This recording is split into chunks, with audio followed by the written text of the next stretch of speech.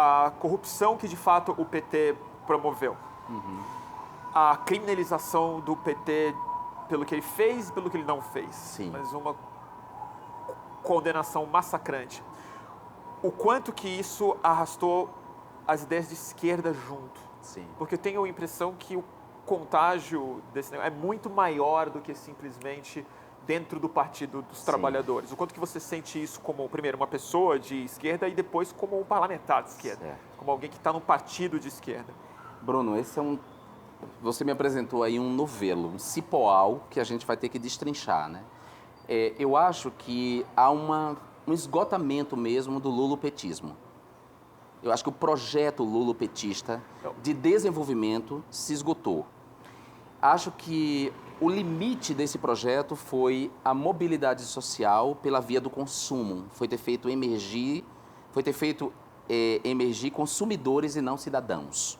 Nesse período, as pessoas elas fizeram a mobilidade social, elas puderam comprar objetos, carros, comer carne todo dia, como disse Lula no seu discurso de despedida, comprar carro e comer carne todo dia, elas têm TVs de tela plana, mas o PT não fez o trabalho de formar o cidadão capaz de pensar em soluções coletivas, num desenvolvimento sustentável que lhe envolva, num investimento, por exemplo, no transporte público de qualidade, em vez de pensar na compra do carro individual, na escola pública de qualidade, em vez de pensar em matricular o filho na escola privada, em vez de investir na transferência de recursos para as instituições de ensino superior privadas, através do FIES e do ProUni, investir na universidade pública de qualidade, ampliar a quantidade de vagas. Então, por um lado, nós temos o esgotamento, de fato, né, do lulopetismo. Aí, junto disso, nesse movimento feito pelo PT, nessa mobilidade garantida pelas políticas do PT, fazendo emergir consumidores, as pessoas se identificaram com valores que são valores neoliberais. Elas se identificaram com valores neoliberais, ponto. Então, toda a agenda, a outra agenda do PT... O individualismo... A agenda neoliberal é o individualismo, a solução privada, o consumo, a meritocracia, por incrível que pareça, né? O direito está muito mais atrelado ao direito de consumidor, de fato, né? É isso, fez emergir o consumidor e não o cidadão.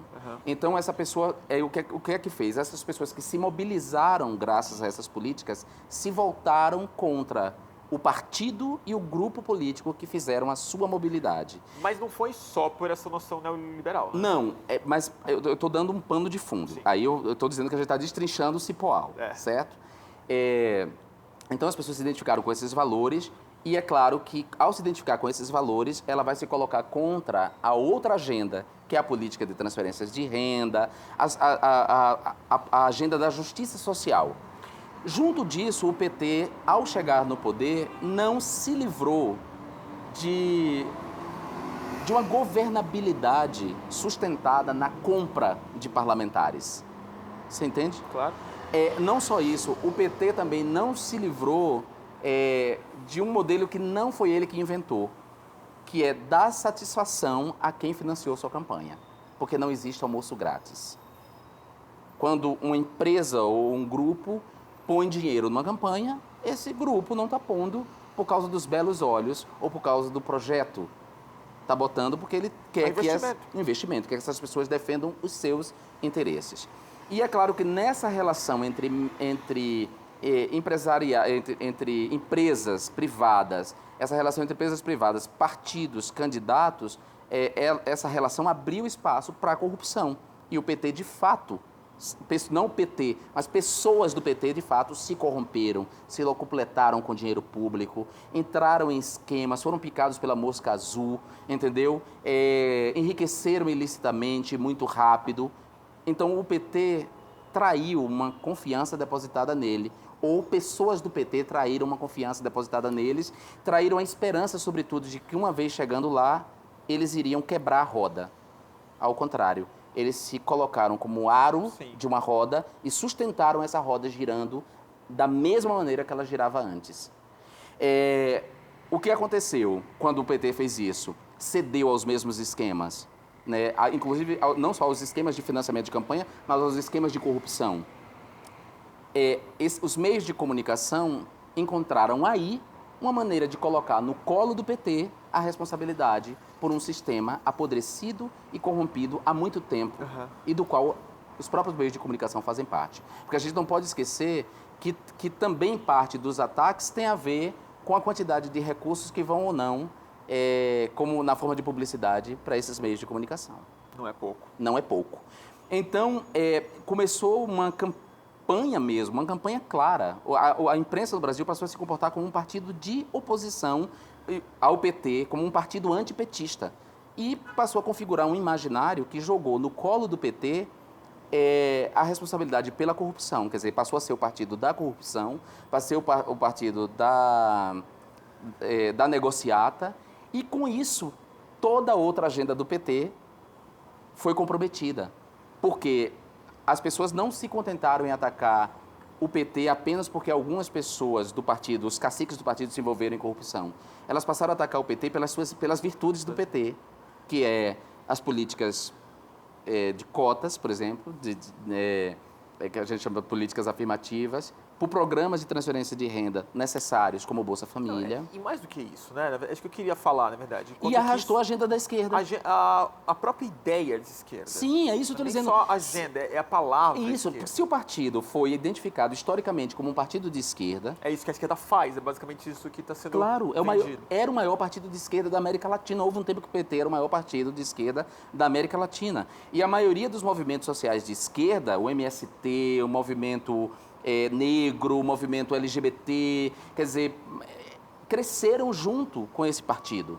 Então, ele era um partido de esquerda. Quando você criminaliza esse partido porque caciques desse partido se envolveram em esquemas de corrupção que são anteriores a ele, mas que não deveriam se envolver, estão errados, têm que ser punidos mesmo, têm que ser presos mesmo, mas eles não são os únicos responsáveis. Claro. O que acontece? O discurso dos meios de comunicação responsabiliza o PT e, com isso, uma direita, não vou nem falar da direita liberal, a direita fascista encontra o ambiente para botar a cara no sol. E não só botar a cara no sol, começar a criminalizar o PT pelo que ele tem de virtude, que é a agenda da esquerda. E com isso contamina a sociedade, que não está devidamente preparada, não está habilitada a pensar, a fazer distinções. Então, nós temos pessoas xingando a mim ou xingando a outros por tocarmos uma agenda de direitos humanos, sem saber que a agenda de direito humano é uma agenda liberal. E aí, quando você diz assim, calma, não me chama de comunista por estar tocando uma agenda de direito humano, porque a agenda de direito humano é liberal. É liberal inglesa. Assim, aí ele vira e fala assim, não quero liberalismo, fora comunista, vai para Cuba. Quer dizer, a gente chegou nesse nível, Bruno. E isso, para mim, é muito triste, porque todo o campo da esquerda foi comprometido. E quando eu digo que eu me recuso a aceitar que agora a imprensa queira jogar Eduardo Cunha no colo do PT, é por isso, não é pensando no PT, porque eu não quero proteger o PT. Eu quero proteger o campo da esquerda, o campo humanista, progressista. Eduardo Cunha não é um produto nosso, proteger de nós. A pauta, né? Proteger a pauta. Não quero proteger o partido que se dane. Quer dizer, eu quero proteger a pauta, a agenda. Ele não é responsabilidade nossa, ele é um produto desses meios de comunicação, que também são contrários a essa agenda de esquerda. Falando sobre isso, então, sobre meios de comunicação, é até difícil formular uma pergunta sem caminhar uma resposta já. Mas você colocou agora há pouco de como a imprensa se colocou... Pode me dar uma água? Como um partido de oposição. Sim. A imprensa se colocou como um partido de fato e até virou um outro meme desqualificador da grande mídia, o tal PIG, o Partido da Imprensa Golpista e tal. Como repórter, eu tenho muita hesitação em comprar esse rótulo, porque grande parte do papel da imprensa sempre séria é pau no governo. Sim. Né? Sim. É o cão de guarda mesmo. Sim. Né? Ela se orgulha de ser isso, de não acreditar, de bater, Sim. de fiscalizar, de alguma maneira fragilizar quem tem o poder na mão. Sim. Né? Mas como você faz a avaliação da imprensa brasileira? Porque também tem uma outra coisa. Tem uma diferença muito grande entre o repórter e o editor. Tem uma diferença muito grande entre o jornal e entre o jornal e o jornalista. Sim. Né? E se você entender a imprensa como parte do jogo político, que de fato ela ela está tão ruída quanto o próprio sistema político, né? Sim. Bruno, olha, em primeiro lugar, eu também detesto esse rótulo, PIG. Eu também. Eu rejeito ele. Eu não compro ele, não. Não gosto, não uso partido da imprensa golpista. Não gosto desse rótulo. Porém, eu sou obrigado a reconhecer que, pelo menos, os grandes jornais, as revistas semanais e o telejornalismo da Globo funcionaram durante um tempo como um partido. Inclusive com manchetes muito iguais nas capas dos jornais impressos, diários e dos semanais. Parecendo que havia um acordo, telefonemas entre si, porque era uma afinidade tão grande, discursiva, que para a democracia isso não é salutar. Eu rejeito a história da mídia golpista, eu acho que o governo tem que ser, sim, questionado, ele tem que ser fiscalizado. O papel da imprensa é fiscalizar o governo, mas o papel da imprensa é também agir com honestidade intelectual, com o máximo de objetividade possível, com isenção, certo? Se a imprensa quer agir como partido, ela tem que deixar isso claro para o leitor e para o espectador. Eu estou tomando um lado, eu tenho um lado. Não é se fingir um falso discurso de neutralidade, priorizando e blindando um partido e um grupo político e atacando o outro tão somente. Né? Então, é o que... Você se sente especialmente... Obrigado, Maria. Uhum.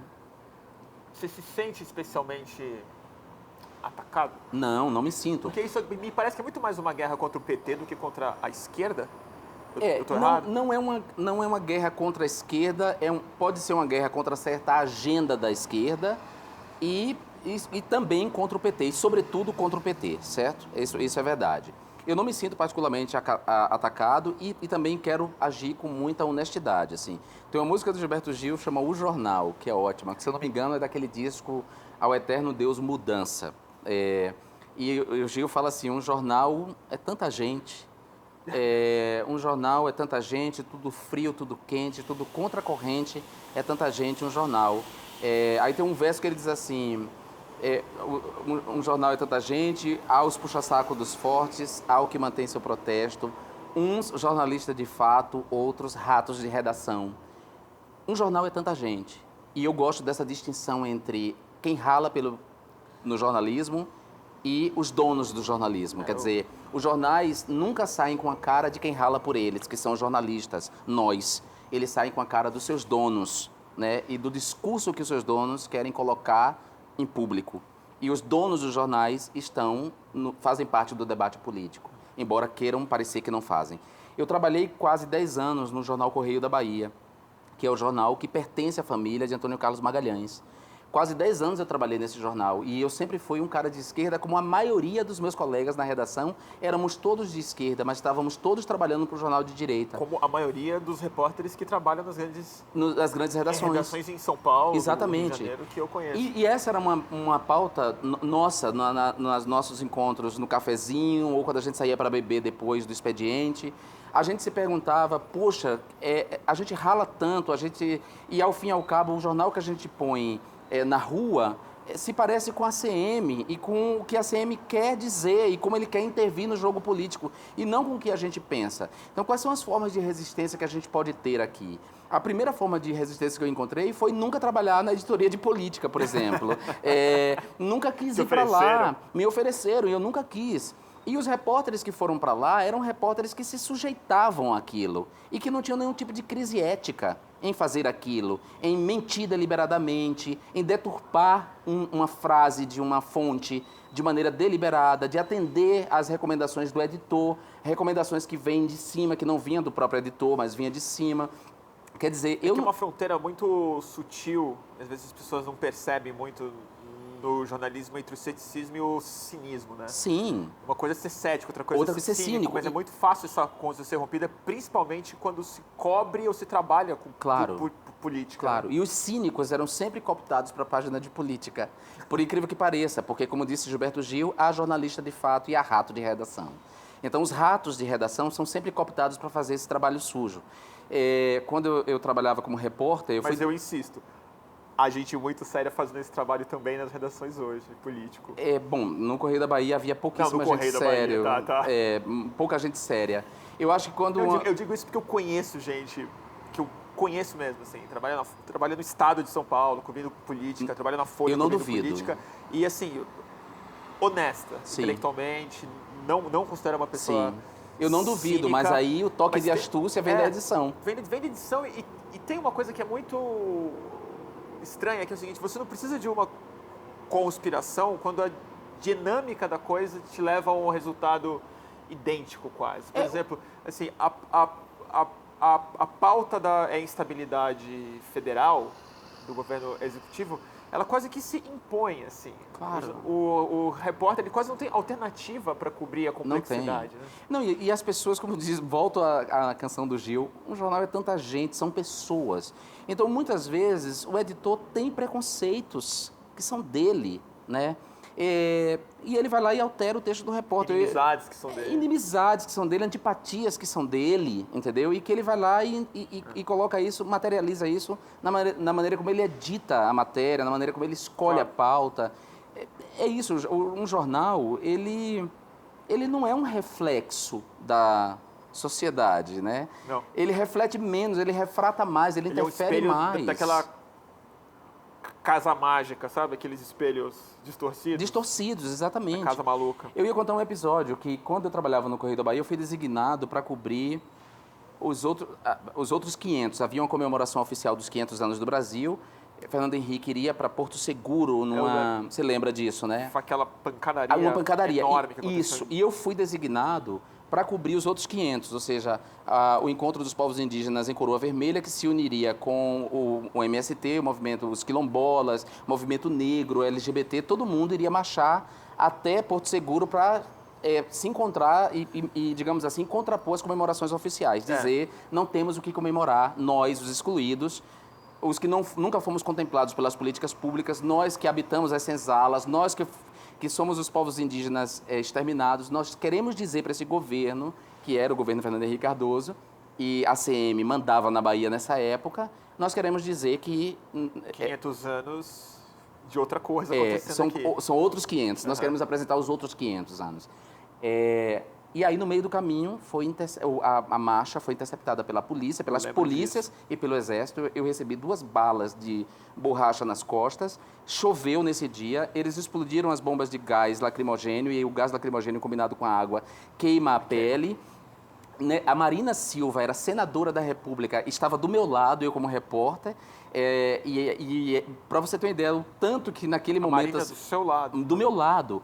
E o Estado de Direito foi pulverizado naquele episódio, porque ela era uma senadora da República, ela disse assim, por favor, ela estava à frente e ela disse, não, eu posso ter edema de glote, se você explodir essa bomba aqui, eu posso ter edema de glote e posso morrer.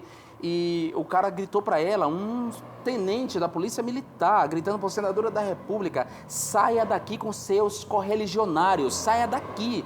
E a Marina teve que ouvir isso, e ela teve que ser protegida no meio daquela pancadaria. E eu estava lá como repórter, e aí eu escrevi a minha... História. É uma loucura. E eu sabia que você teve esse episódio com a Marina. Com a Marina ali. É óbvio que ela não lembra, porque eu era um repórter e ela era senadora da República. Mas do episódio ela lembra bem. Do episódio ela lembra bem, porque eu estava do lado dela e eu coloquei isso na matéria. E o Correio tinha comprado os seus primeiros laptops, assim, ainda era uma novidade ter laptop, e eu levei o laptop. E era a época do disquete, a gente ainda gravava no disquete. Eu escrevi a matéria no caminho, voltando para Salvador. Fiz uma puta matéria, modesta parte, denunciando aquela violência. Entreguei, pedi para o motorista entregar na redação e fui para casa. E quando eu cheguei em casa, eu recebi uma ligação da editora pedindo que eu fosse à redação mudar o texto, porque eles não publicariam aquela matéria no Correio da Bahia. E eu falei, olha, não vou mudar o texto. É isso que eu vi. O meu texto é esse, foi isso que eu vi, tá tudo certo. E desliguei o telefone. Ainda havia telefone fixo, minha casa tinha telefone fixo, não tinha celular. Eu fui no outro dia pronto para ser demitido. Eu achei que eu ia ser demitido. E cheguei lá, não fui demitido. O Demóstenes Teixeira, que era o diretor de redação, que inclusive era o cara que escrevia os discursos do ACM, ele não me demitiu. Sério. E meu Deus. Ele não me demitiu, mas meu texto não foi publicado. O meu texto foi todo modificado, mas eles tiveram, pelo menos, a honestidade de não botar meu nome naquela patifaria. Não assinar. Então, mas é claro, de qualquer forma, ficou ruim para mim, porque as pessoas me viram lá, cobrindo. Não, repórter eu estava lá, né? Eu não assinou com meu nome, porque também seria o cúmulo. eles assinarem. Mas é isso, assim, eu acho que um repórter pode sustentar uma postura, e eu sempre tive a postura, Bruno, de que eu não recebia esmola, eu recebia salário. E um salário muitas vezes injusto, portanto que eu trabalhava na redação. E para o meu talento como repórter. Então, uma outra vez eu fui cobrir a marcha do Sem Terra, na Paralela, e eu pedi o boné do Zé Rainha. E eu botei o boné do Zé Rainha e fui para a redação. E quando eu cheguei na redação, a Isabela Laranjeira, que é uma pessoa que eu amo... Repórter imparcial e objetivo. Não, mas Foi culpa dela. presta atenção, eu botei porque eu acho o movimento Sem Terra um grande movimento social, claro. sabe? Tô falando isso porque eu sou muito cético, não cínico, em Sim. relação à objetividade e à imparcialidade. Não, mas eu também, Não, eu não no Festival da acredito. Piauí, que teve um cara que falou um negócio que pra mim virou mantra, assim. Ele falou, toda vez que alguém te falar que o jornalismo tem que ser objetivo, manda a merda. O jornalismo precisa ser honesto. Sim. Só isso. Sim, eu concordo. Objetividade é, Não, é o de menos. Eu sou tão contra a objetividade que quando a gente fez o jornal Laboratório na Facom, o nosso jornal se chamava Nariz de Cera. Para você ter uma ideia. Porque a gente não acreditava no lead, na pirâmide invertida, nada disso. Jornalismo tem que ser honesto, mas não tem objetividade. Mas eu quero dizer que eu entrei com boné, e aí a Isabela, que é uma editora que eu amo, era editora de cultura, ela falou assim, você é louco, como é que você entra com o boné do Sem Terra aqui na redação, Demóstenes vai brigar com você, vai te demitir. Aí eu falei para ela, Isabela, eu recebo salário, não esmola. O Correio não me presta um favor, eu escrevo todo dia aqui para o jornal, então eu tenho liberdade para usar o boné que eu quero. Daí eu lembro de uma frase do Roberto Marinho mesmo, mandou uma que falou, na época dos anos 80 ele falou isso, na época da ditadura adorava contratar os comunistas, adorava contratar, era um jeito de tipo... Cooptar? Vem pra mim. Vem de cooptar. Dizem que ele falou, uma reunião que eu tive com o filho dele, eu, Chico e Marcelo Freixo, durante aqueles episódios no Rio de Janeiro que resultaram... Em 2013. Em 2013, que resultaram na morte do Santiago Andrade e a maneira irresponsável e desonesta com que o Globo tratou aqueles episódios e tentou responsabilizar o Marcelo Freixo. Eu também, sabe, que pessoalmente botaram o meu nome como corresponsável pela morte do Santiago Andrade. O meu nome saiu no Globo, na Folha e na Veja como um corresponsável pela morte do Santiago. Absurdo. E um deles falou que eu tinha que responder criminalmente por ter incitado violência contra o jornalista. Isso é de uma responsabilidade. Então, diante dessa crise, e a gente fez duros ataques ao Globo mesmo, e com toda a razão, porque alguém tinha que contrapor aquela campanha difamatória. Essa reunião, então. Aí nós fizemos essa reunião, não foi nós que pedimos a reunião, foi ele que pediu a reunião. E durante a reunião eu perguntei para ele se era mito ou verdade que o Roberto Marinho teria dito que nos meus comunistas ninguém mexe durante a ditadura militar. E ele disse que não podia responder se ele disse isso, eles não tinham registro disso. Para ele. Não foi para ele, né? Tipo, quando os torturadores, os ditadores queriam mexer nos comunistas que trabalhavam nas organizações Globo, ele teria dito não. Mas é um pouco fato. Teve muita gente que foi salva das prisões porque os publishers intervinham pessoalmente. Eu não duvido que seja verdade. Sim, o que dava para salvar, salvava. O Roberto Tivita mesmo salvou muita gente da morte, ligando para os caras falando, vem para cá, dá um jeito e tal. Apesar de liberais, não eram sanguinários, né? Não compactuavam com a tortura. O que me leva da mídia velha para nova. Isso é bem... Acho que você talvez seja o deputado mais ativo, se não o mais ativo, pelo menos o que mais representa essa cultura de rede. Uma nova forma de se comunicar e tal, e você se expressa dessa forma e você cobre o Congresso Nacional em rede social. Sim. Mais do que se posicionar como um deputado, você explica muita coisa. Sim.